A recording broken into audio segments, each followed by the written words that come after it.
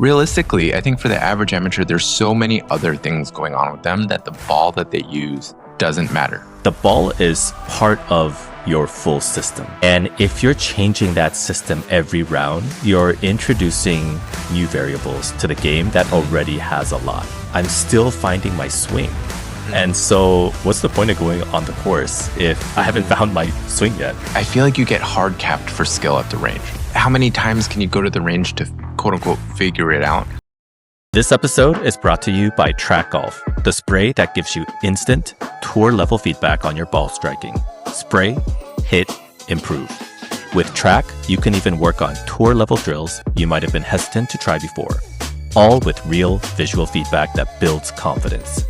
If you're serious about practice that actually translates to the course, pre-order the starter kit now at traqgolf.com. That's TRAQ golf.com. Hey everybody, welcome to Off Track, the show where we take all the questions, hot takes, and debates from everyday golf and put them under the spotlight. I'm Charles, along with Roy. We're a couple tech guys turned golf addicts who decided to make a better world for golfers, so we built our own golf company. But before we dive in, do us a quick favor, hit subscribe on YouTube and follow the show on Spotify or Apple Podcasts so you never miss an episode. If you've already subscribed, share us with your friends. We also post clips all week long. Find us at TRAQ Golf on Instagram, YouTube, and TikTok for highlights, drills, and all of our other golf content. In today's episode, we will be going over 3 questions. First, do golf balls matter for the average amateur? Second, which is better for your game, playing 9 holes or grinding at the range? And third, part 2 of what does ChatGPT think of the brands you play? All right, let's get off track. Roy, something I wanted to start with today, which caught our eye, and it was also in the news all week, is the U.S. Mid-Amateur. So 6 out of the 8 quarterfinalists were former professionals. And yes, technically they followed all the rules, but it does raise the question, right? Is it fair that former pros compete in tournaments that are supposed to be for amateur golfers? Yeah, I mean, I feel very strongly about this, and it's a hard no. And you know, we've talked about this a little bit, but there's something about having the ability to have spent so much of your life dedicated to golf and then going back and claiming that you're an amateur, where it's like the original intent of the amateur is that you have this whole other life and this is a side thing. You never make money for it. So something about it doesn't sit right with me. Yeah. I mean, yes, some of them have not played for years, but they've also for years just full-time practiced golf with elite coaching and tournament experience, stuff that we don't normally do on a regular basis. So it really, really rubbed me the wrong way to hear that 6 out of 8 were former pros. Right. Yeah. And, you know, I don't think it's something they're going to change, but definitely not a good look for them. Oh, you don't think they're going to change it? I don't think so. I mean, it's, you know, the rules of what an amateur is have stood for so long that I don't see them coming back and changing it at this point. So I think the rule right now is that you have to wait like 1 or 2 years after your last pro event, and then you become an amateur. I feel like with enough backlash and just public sentiment this time around, maybe they might explore that a little bit. Maybe, but you know, the USGA is one of the slowest moving organizations that I've ever seen. That's true. Well, for our first official segment, we're asking the question that most amateur golfers, I don't think about all that much. And that's, do the golf ball actually matter for amateurs? For a lot of beginners and mid-high handicap players, I think the answer for them is I play whatever I find in the bag or in the woods or whatever's cheapest in the pro shop. Roy, how do you feel about this question? You know, I don't think it matters, right? And I'm starting to feel like I'm ragging on the average amateur in a lot of these segments that we do. But realistically, I think for the average amateur, there's so many other things going on with them that the ball that they use doesn't matter. Mostly because, yes, I believe balls all perform differently, right? Like that's not a debate at all. But I don't believe amateurs are consistent enough in their swing and their contact for it to actually matter. Like, is a Pro V going to spin better around the green? Yes, absolutely. Versus, you know, a 2-piece ball or whatever else you may be comparing it to. But a Pro V spin isn't going to save you when you scull it across the green anyway. right? So at that point, what is the more expensive ball going to do for you? So I disagree a little bit. And I agree in the sense that yes, if you skull it, if you don't hit it consistently, what is that going to do? But as I've argued before, the ball is part of your full system. And if you're changing that system every round, you're introducing new variables to the game that already has a lot. So I feel like it can create a lot of confusion, even for beginners, because once you're used to a certain feel, then you know what a good shot felt like. And you know that, oh, that was just a bad shot rather than, was that the ball? So I like to think that consistency builds confidence, and having that same ball is confidence building, even for beginners. Yeah, I could see that. I'm a proponent of confidence, right? In golf, like if that helps you, then I definitely think it's going to be something that you should utilize. But I think there's an element here of confidence aside, right? Because something about what you just said actually just it caught my ear, which is if you're asking, was that the ball versus knowing that was the ball or your swing, then again, I'm going to go back to my argument. You're not really consistent enough, even for us. And I'm not by any stretch of the imagination the most consistent player, right? Like you've seen me play. I have streaks one way or another. But I can hit a two-piece ball and I'm immediately, even if it was a bad strike, I know how much of that was the ball versus how much of it was the strike. And, but go ahead. Sorry, but if you're a beginner and you don't know that if it was your shot or not, wouldn't at least knowing how your ball feels when you make a good contact help you know if it was actually your swing or not? Because if you're constantly changing balls, let's say you pick up a Pro V or like a Chrome Soft that is a lot softer, and then you suddenly play with something like, I don't know, the Amazon Basics that is super hard.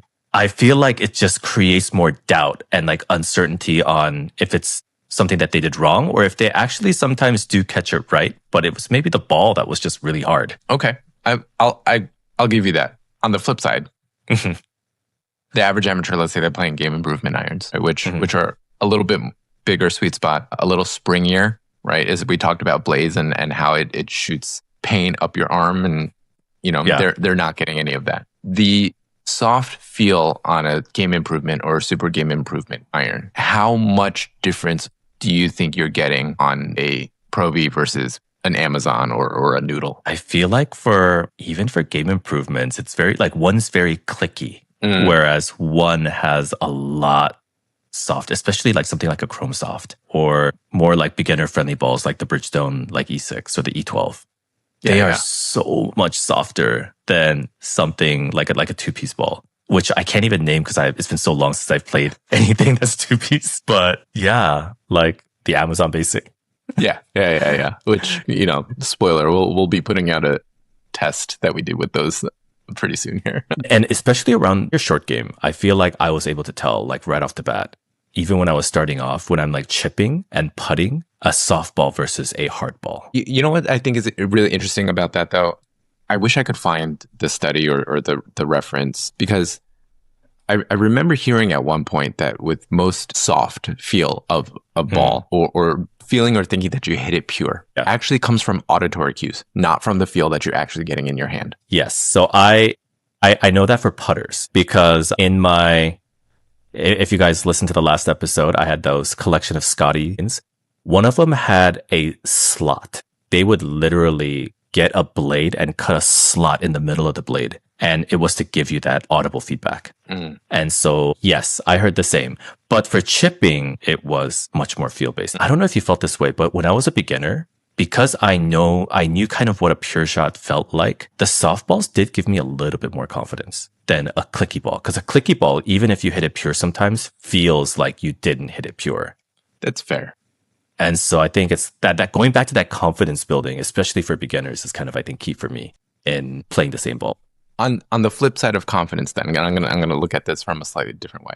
Yeah. With the softness of the ball and the performance of the ball, softness I think is one element. The other thing that we really pay attention to, and there's a lot of marketing around it, how straight a ball will go, how far it will go, or how much it will spin. Right. And those are kind of inversely related, right? The quote unquote straighter it goes, the less spin the ball is likely to introduce, at least side spin. Sure.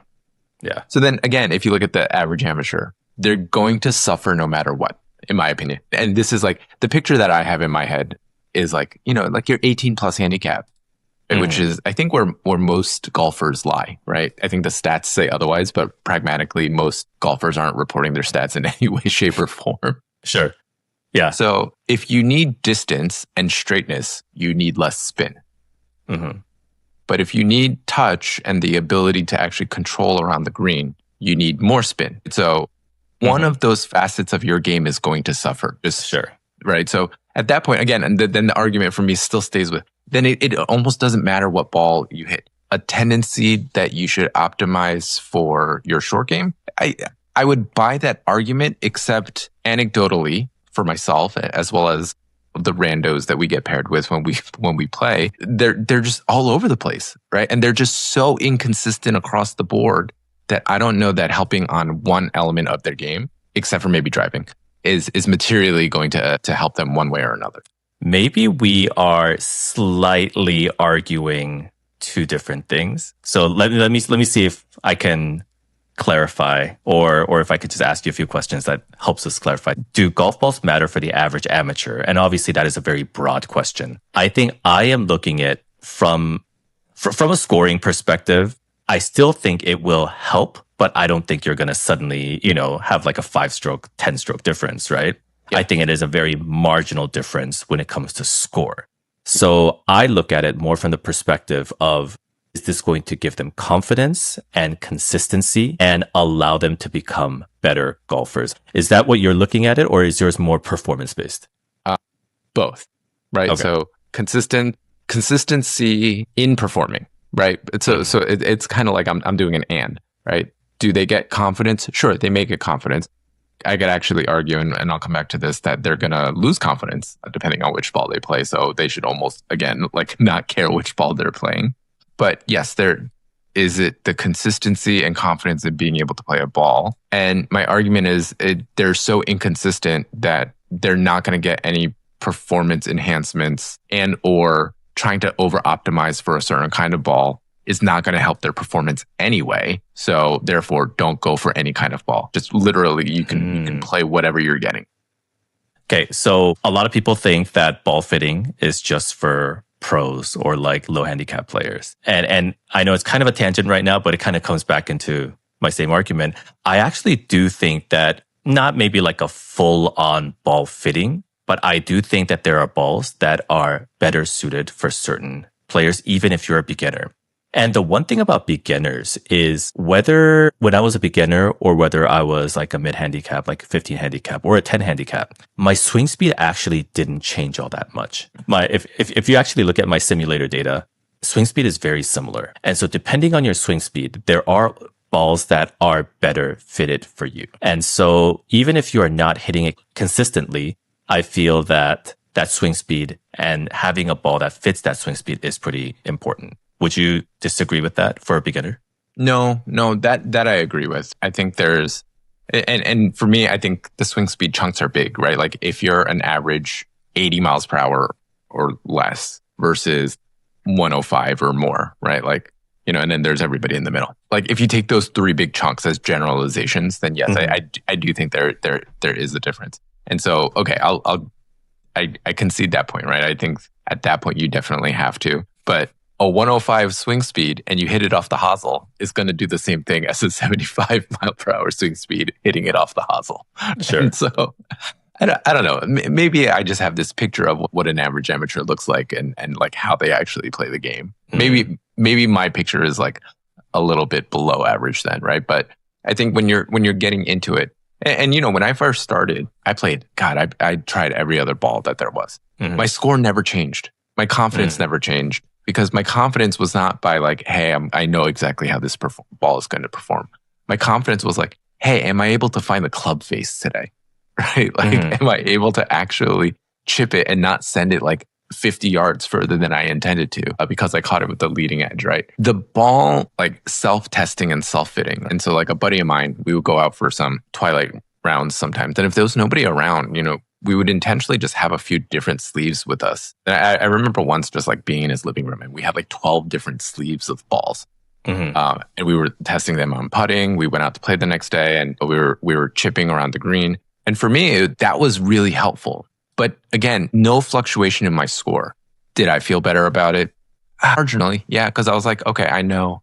And back then, I was like, I know the Pro V1X is going to be better for me than the Pro V1, simply because it does more of what I think it's going to do around the green. Like I imagined something around the green, and the X was much more likely to do that versus the Pro V would not roll out the way that I was expecting. Wait, this was when you were a beginner? No. I was a few years into playing at this point, right? But like I had dedicated so much time at that point that, for me, it's like I wouldn't consider myself the average amateur, maybe skill wise, but in terms of like the amount of time I was willing to invest into figuring it out. Yeah. Probably not what the average Joe is doing. Yeah. So, are they going to be able to benefit from that? I lean towards a noodle versus a, velocity versus, something that probably all going to do the same thing. So when I think about when I first started golf, the score really doesn't give you confidence. And so you find other things that give you confidence. It's literally that one or two shots, that perfect shot that makes you keep coming back. I think for me, when everything stays consistent, you know that one or two of those shots was you. Versus if there are constant changes, then you start to wonder, was that the ball or other variables that come into play? And you're like, was that something other than me that made that shot perfect? And I think that's where I got most of my confidence from, was when everything was consistent and I knew that, yes, that was me. And that's what kept me coming back to golf, even when I was shooting, in the hundreds. Yeah, that's fair. I'm gonna again take the flip side of this one, right? Because and tell out of everybody listening, right? Like tell me you haven't had this happen to you, because this happens to me all the time. You're playing, maybe you lose a ball, or it's so scuffed up that you're like, I have to stop playing this ball. You pull a new ball out of the sleeve, and maybe there's a hazard or something that you have to carry, and immediately you're like, oh no, this is a new ball and there's a hazard. The last thing you want to do is chunk one or hit it so short that it goes. And that's exactly what you do, right? So you've immediately lost like $5, right? And you're like, wow, I literally put one stroke on that ball and it's gone forever until somebody decides to go dive into that lake and sell it in a refurbished box somewhere. I think there's something about being free and not caring about your ball that also can come from that drives confidence to the other side, or comfort, let's call it, right? Maybe not confidence. I have a buddy who, and I don't support this, don't do this if you're listening. He'll go warm up at the range and not really warm up. He'll just grab a few of the range balls, and then that's what he'll play for the round.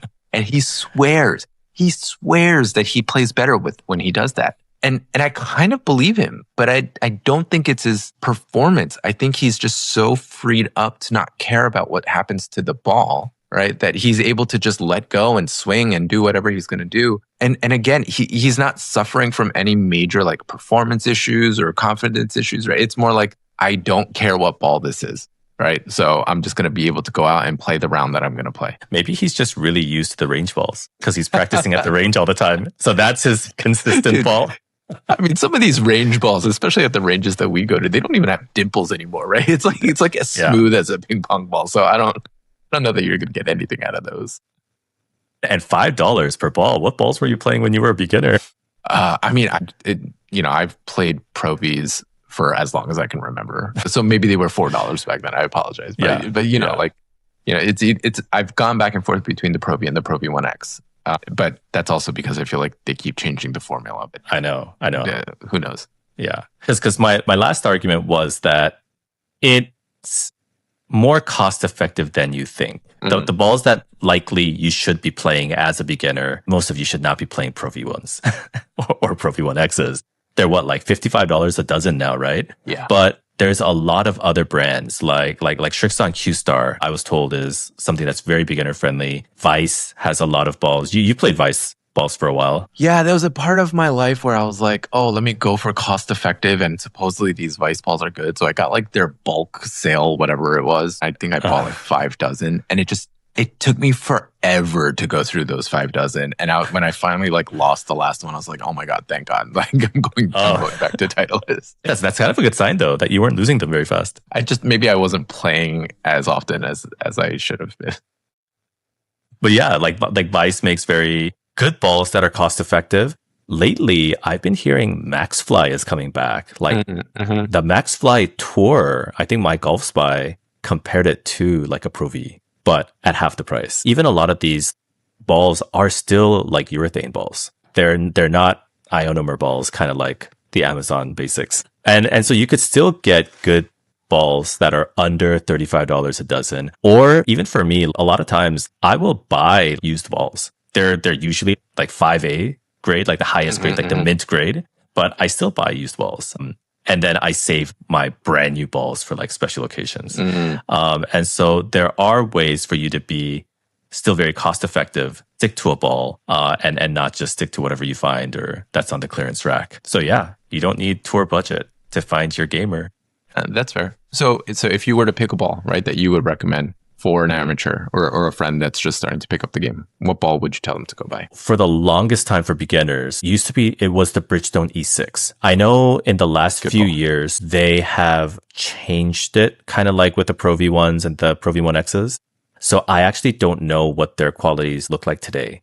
But this was late 2000, mid 2010s. It was always the Bridgestone E6 is what I recommended. I felt like it reduced a lot of side spin. It was still softer when you hit it. That for a lot of beginners, I felt like it gave you confidence and probably saved you maybe like 2 strokes around. Hey, 2 strokes around, that's a lot. So, yeah, but I agree with you. I do, my brother-in-law just started playing golf not too long ago. And for his birthday, again, he picked up whatever balls he had. Friends would donate balls that they've found when playing around. And I've done that, right, with friends too. Like I've just found these random ones in the woods. Like I'm never going to play them. But I was like, hey, you should try actually playing with like a consistent ball. So I'm completely countering my own argument, but I was like, just try it. And I looked at all the balls that were out there. I was like, it's still the E6 that I would recommend for you. He can hit it well, but sometimes a wild banana appears, and I was like, this will probably help you out a little bit. Yeah, I wish I knew more balls for beginners today, but it's been a while since I've tested out something that's not something for low handicappers. Maybe we should do a round where we just bring a few different types of balls and see what happens. We should, and we should see if it changes our score. Yeah, that's actually a really good, that would be fun. Yeah. All right. Well, moving on to our next question. What's the better use of your time when you're practicing? Going to a quick 9 on a par 3 or an executive course, or grinding at the range for a few hours? On paper, the range looks efficient, right? You can grind reps, you can work on feels, you can get really into your technical components, maybe even fix the thing that you're kind of been struggling with. But on the course, especially a shorter one, every shot really counts. You're looking at all of the other variables that you never get to practice on the range. The lie, the target, the aiming, actually scoring. So you have 1.5 hours to play, Charles. Are you going to the range, or are you going to a short par 3 or an executive course? We're talking as a beginner or like a mid-high handicapper, or as me today? Let's go with as a beginner to mid handicap. Yes, beginner to mid handicap. Let's call it. Okay. And also, are we talking like par 3s, or are we talking executive courses where you still get to hit the driver? Let's do both, but let's start with a short par 3s only course. Okay. Because it doesn't matter for me because I'm going to the range. Okay. For me, as a beginner or like a mid-high handicap, I'm still finding my swing. And so what's the point of going on the course if I don't even have anything to test on the course? I haven't found my swing yet. Right. So definitely the range for me.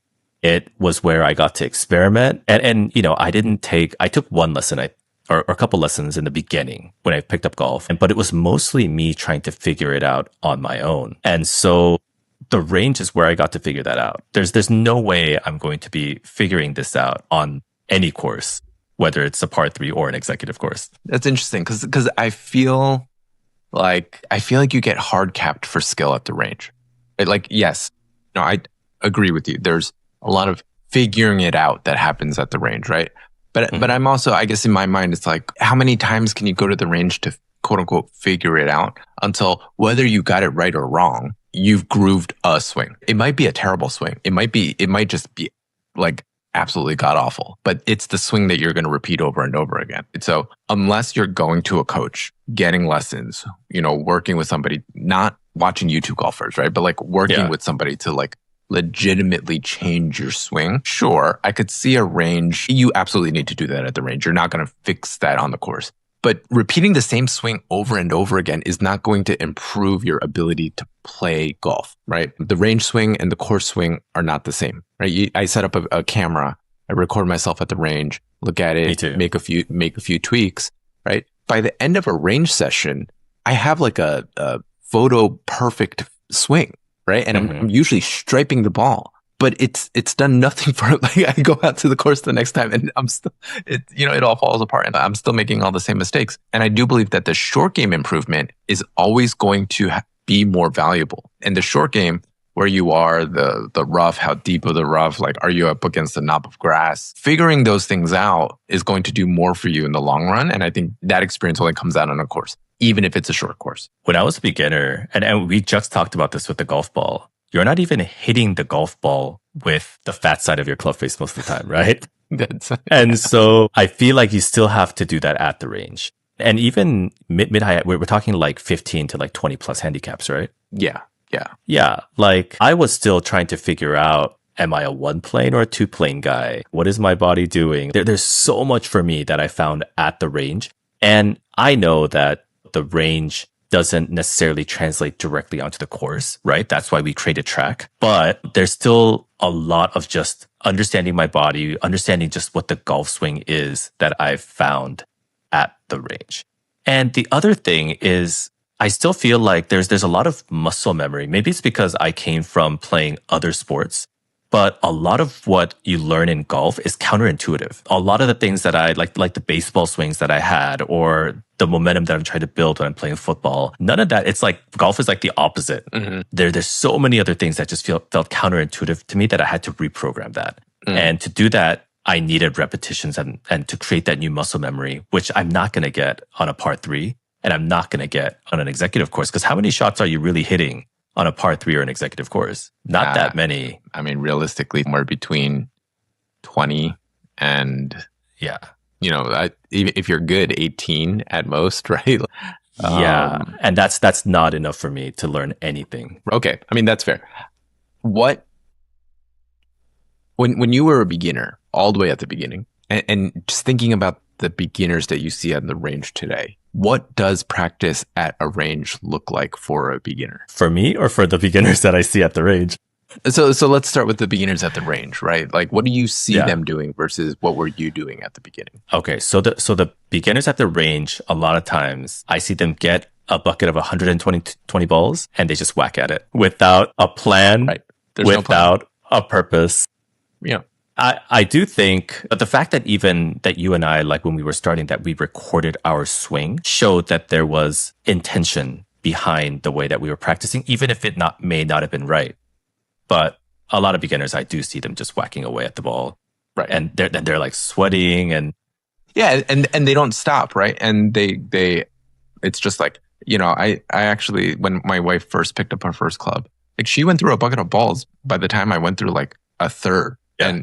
And it's no knock on her. It's just that's what they think it is. That's what beginners think it is. It's just let me just pound through all of these balls. Even if you start getting to the mid handicaps where they know a little bit more, right? And this is almost like a meme at this point, but I've done this and I've heard other people do this. They're like, hey, today's wedge day. Like I'm gonna practice 100 yards and in. And then next thing you know, you're pounding your driver for half the bucket again, right?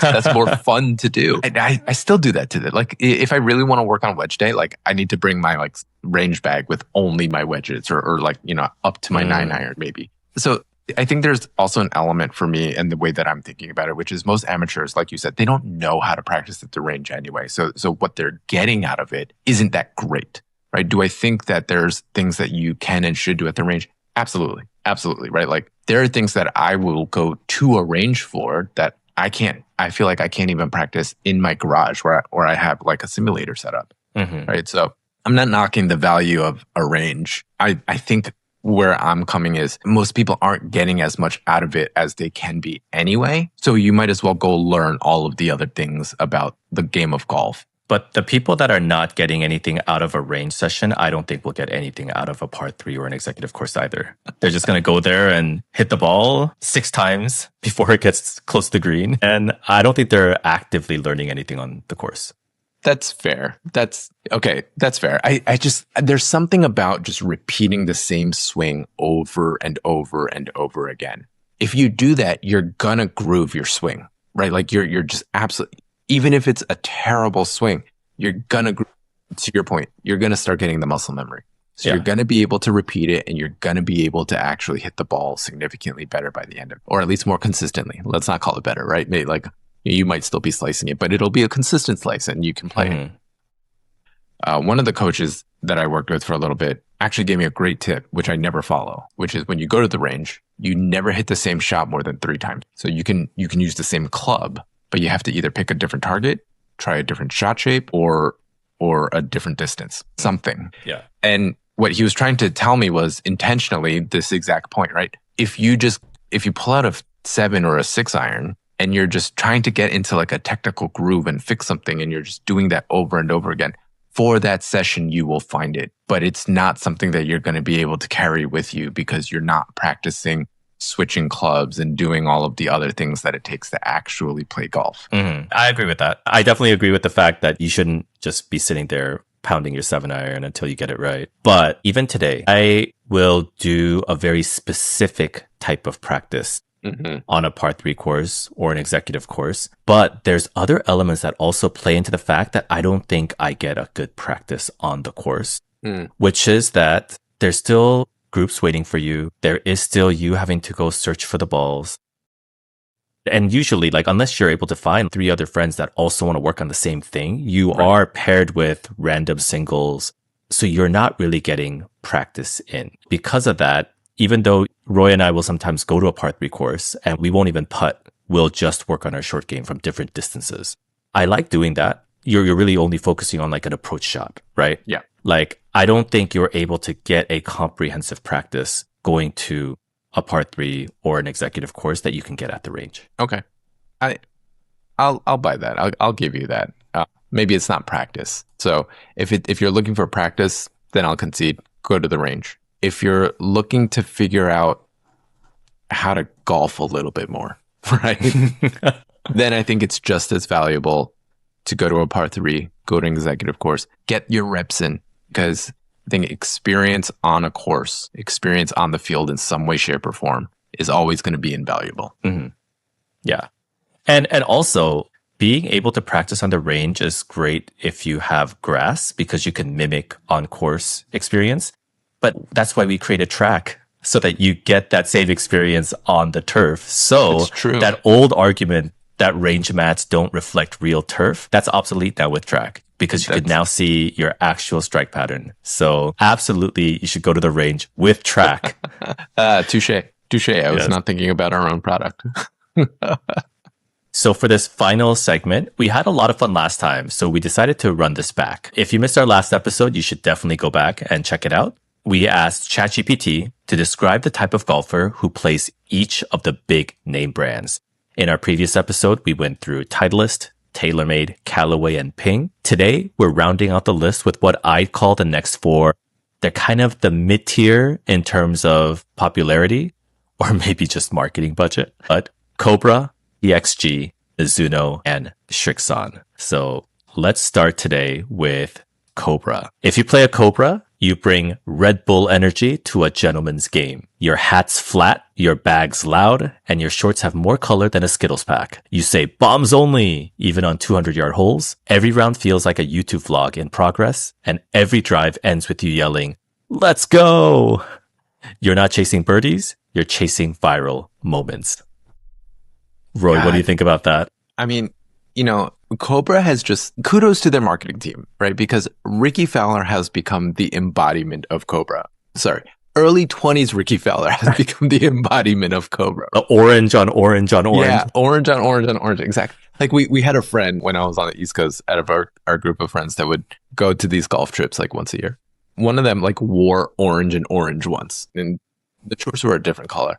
But for the rest of the trip, like we just called him Ricky. Like we wouldn't let him live it down. And so 100% I feel like the people who like they watch the X Games or they BMX or they were like, I'm going to get into golf now. Right. And they're like, yes, this is the vibe. I'm going to shotgun a Red Bull and then I'm going to go play and we're going to blast music and have fun. And this is just like golf is an extreme sport now. Like to me, that's like, if you ask me what clubs that person plays, 1,000%, they are playing Cobras. Yeah.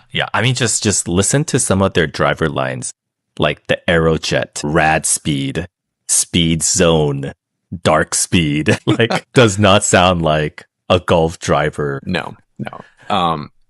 You got to hand it to them though, right? Like they found a niche. They found a niche in the golf world.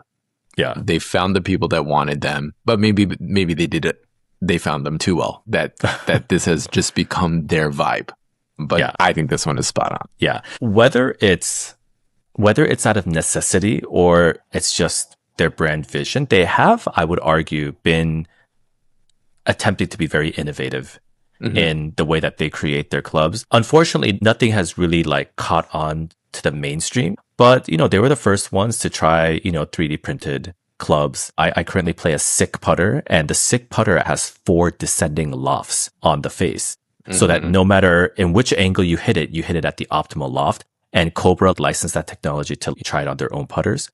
They did bring back the one length. So they're trying definitely to innovate. Just unfortunate that it hasn't quite fully caught on. But I do play 2 Cobra clubs. They're in my bag today. And they are my 3-wood and my 5-wood. I think it's the King 7. Is it the King 7? I forget, but it's the 2 that have the little rails on the bottom. Just psychologically, having these 2 rails on the bottom of my woods make it feel like it's just going to glide on the surface. And I haven't been able to replace them. And they've been in my bag for like 5-6 years. Yeah. And you do often bring energy drinks to the golf course. So you're kind of starting to fit this stereotype a little. But that actually is your influence. So take responsibility for what you've done. Touche. All right, let's jump to the next brand, which is PXG. ChatGPT says you don't play PXG, you announce PXG. Your clubs look like military tech and sound like a cash register. You say things like, I just like the feel, but we all know it's a flex. Your outfits are tactical black, your ball marker, probably custom build, and your head covers cost more than your buddy's driver. You don't play golf. You host a luxury demo with a handicap. Yes, right. So I don't know why PXG people always wear all black. Like, I don't know if they're like all New Yorkers or something, but the all black everything, right? And they say they don't care about brands, but their irons cost $5,000, right? Like there's something like almost ironic about them, but they're not trying to be ironic. Like this is them. And again, I'm not trying to knock on like the cost savings people. I actually side with them in this one because I feel like PXG people are just like willing to pay more money for the fact that they can say that they spent more money, right? Like they're not getting anything out of it other than just being like, yeah, I have the most expensive bag out of everybody here. Like my technology is phenomenal. It's not gear, it's technology. But yes, 1,000% agree again on this one. And the PXG guys usually have the PXG bag. They have the PXG putters with like the skull and crossbone in the head cover. First PXG guy that I met was on the course. I was playing alone. I was the single and I joined their threesome. And he was just decked out in PXG from head to toe. And it was all black and it was like 90 degrees outside. I'm like, what are you doing? Yeah. But the thing about PXG for me, aside from the fact that they're so expensive, is that it just reminds me of Ping. Because when they first got founded, they stole like a bunch of Ping engineers and designers. And so it just always felt like a Ping to me. That was 3 times as much. And yeah, it had a little bit more flair. Whereas the Ping, we called it, the Volvo of golf. Yeah, PXG definitely had a bit more flair, but it still, to me, always felt like a Ping. Yeah, it's like Pings with all of those little screws or whatever they are attached to the club. Do they ever do anything? Or is it just like aesthetic? I mean, I'm sure they claim to do something, but yeah.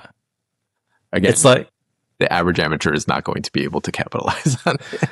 It's perimeter weighting, except they're like, we're going to make ours visible. Yeah, exactly. And black. It'll look cooler because it's black. Man, we're really bashing on PXG. It's because between the two of us, we own 0 PXG clubs. No. I think the only PXG clubs I've ever played were their irons. Like I think it was like the 0311T irons. Mm-hmm. Someone I knew had it, and so I was like, oh, let me try it for a round. And yeah, it just felt like my pings that I had a long time ago. All right, the next brand is Mizuno. You're a feel player, and you'll tell anyone who will listen. You play blades, not because you should, but because it's who you are. You believe mishits build character. You're the guy who sighs after a pure strike like it was a spiritual experience. You don't play golf for score. You play for feel and sound. After all, nothing feels like a Mizuno. I'm sorry, Charles, what irons are you playing again right now? The part that got me was you believe mishits build character. Because remember the first episode, I was like, I like it when I can feel pain shooting up my arm because I know that was a bad shot. Yes. Yeah, I think this one's, I don't know. This makes it feel like this is a person that's like going to wax poetic about, the philosophy of golf or, something. Yeah. For me, Mizuno players are like, they're ball strikers. Something about people who play Mizuno, and I played Mizunos at one point, the MP 15s. And if there was, again, there's like this list of blades that I would kind of wish I had on a wall and tell myself that I was going to go play one day. Yeah. The Mizuno blades, the MP5s or 4s from back, God, what is it, like 15 years ago or something? Beautiful. Would absolutely play those again. But everything about them was like, are you a good ball striker? Can you prove that you're a good ball striker, right? Like, yes, we have the tech for forgiveness and everything like that. But realistically, it's like you play Mizuno because you want like pure, crisp shots, right? And then, there's a little bit of that maybe lo-fi, moody, artistic flair to some of them. But I think these are more like a golfer's clubs than anything else. Yeah, I think part of me going from blades to Mizunos was exactly that perception. I didn't want to go from blades to something that wasn't as refined. And so that's why I went to a Mizuno. Mizunos also, I feel like there are distinct characteristics of even irons, right? Obviously, we know with drivers, there's sound and even the shape. And you definitely have that characteristic with each iron brand as well. And the thing that I liked about the Mizuno was actually the feel. Like it was the club at the time that made me feel the closest to a blade, but it wasn't a blade. Whereas other tour cavity clubs at the time, and I really like your, the T100s that you play. They also give a similar feel, but just with a little bit more bounce. Yeah. Which I don't feel like I get with the Mizunos. But it's definitely a feel type of club that I really liked about the Mizunos. Yeah, agree. I mean, they have thin top lines. Their the toe shape is very unique. I feel like for Mizunos, like when you stand over one, you can tell that it's Mizuno just from the toe shape, which I like. Yeah. A little less classic than like a Titleist, but I still like it. But yeah. Also just has the reputation across their irons, all of them, of being as soft as you can really be, which I absolutely loved about those clubs. Yeah. And about the head design, I definitely agree because a lot of the other brands have this rounded top line where the iron feels a little bit more like bulby. That's the only description I have right now. It's a little late. Whereas the Mizunos still have this kind of shorter, like almost blade-like look. We're doing great on the analogies tonight. I know. But yeah, but I will say I didn't love all the Mizunos, especially the JPX tour lines, which I play. And I played the 919s, which meant that it came out in 2019. My goodness, I played these irons for 6 years. I think you need new irons. But the JPX, the latest ones that came out, I think it's the 925s I like. But the 923s, the 921s, I was not a fan of. I felt like there was no innovation or enhancement. And the look I didn't even like. So just because it's a Mizuno, like they do have some clunkers here and there as well. But yeah, like overall, I mean, I played for 6 years, so I must like them, right? Or you just need an extra nudge to go buy new clubs. I think you deserve what's the equivalent of a push present for dads? Whatever that is. Oh, I don't know. Wait, but do we get No, absolutely not. No, absolutely not. All right. We'll do our last brand for today, and that is Srixon. And I was a little surprised at ChatGPT for this description. If you're a Srixon player, you're quiet, consistent, and disgustingly underrated. You don't talk trash. You just shoot 74 and go home. Your tempo never changes. Your bag's organized. Your hat's always clean. You probably say, I'm just trying to enjoy it, while secretly tracking strokes gained. You're not the loudest guy in the group. You're just the one taking their money. What a compliment. What happened to all the sass? Obviously, ChatGPT loves Srixon. Okay, so it's funny as you're saying this because I literally pictured this guy that I know. It's been like 10 years since I've spoken to him. He played Srixons. And this describes him to a T. Like, yeah, he would, if somebody asked like, do you golf? He'd be like, yeah, like I dabble, right? Like I play a little bit, right? Just very, very humble and not a humble brag, right? Just like very like, yeah, I play. And he, we were talking gear one day. He was like, oh yeah, I'm getting fit this weekend. Cool. He comes back. He's like, oh, I got fit into the Srixon. They're like, Srixon? Like who plays Srixon? Like literally the only guy that I know that plays them. And then we get to talking a little bit. I was like, dude, what is your handicap? He's like a 3 handicap, right? So it's like, again, subtly and quietly, right? Yeah. Just like trained, disciplined, plays golf, not just hits the ball. Like he knows how to play every part of the game. And is just like really good and accurate and doesn't talk about it. Doesn't like highlight any of it. He's just like, yeah, me and my Srixon irons are going to go shoot par today and totally be fine. I know a Srixon player here in LA. I don't think you've ever played with him, but we got to set this up. But he is also very quiet and he's also the nicest guy. And so there was one time where I was playing just lights out. And this is right after he told me he was playing lights out. So I am pumped and I am kicking his butt, but he is genuinely so happy that I am kicking his butt that I can't rub it in his face. I'm just like, oh, thank you. I have to suddenly become humble because he's so nice. And he plays Srixons. The other thing that's funny is that when I shot 74, I played Srixon irons. And so... No, you might have to become a Srixon guy. Well, my brother's going to bring me those same clubs in December. So let's see if... Yeah, we're going to go after the Srixon thing.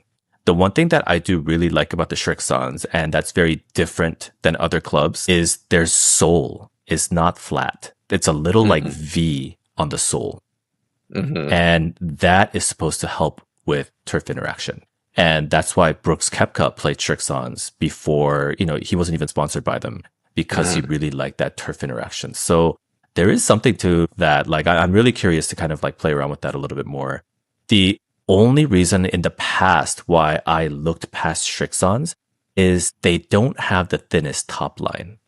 It's a little bit bulky on the top. And so that's kept me away in the past. But I mean, if I'm shooting 74s consistently with them, maybe I need to get a Srixon. I was going to say, there's only two types of people in my mind that play Srixons. One, you really like Hideki.